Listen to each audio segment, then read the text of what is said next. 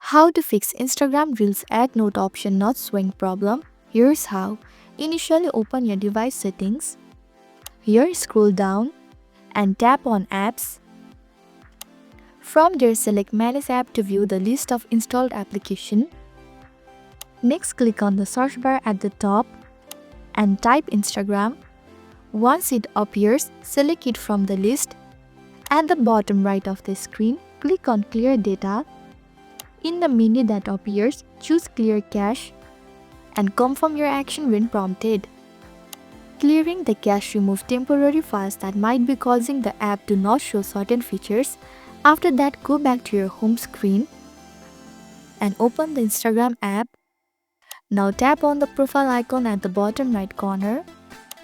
Then click on the three horizontal lines icon at the top right. Furthermore, scroll down to how others can interact with this section and select sharing. Likewise, look for the switch beside notes on post and reels. Finally, turn the switch to on position to enable the feature. This should fix the issue of Instagram Reels ad note option not showing. There you go. I hope this video helped.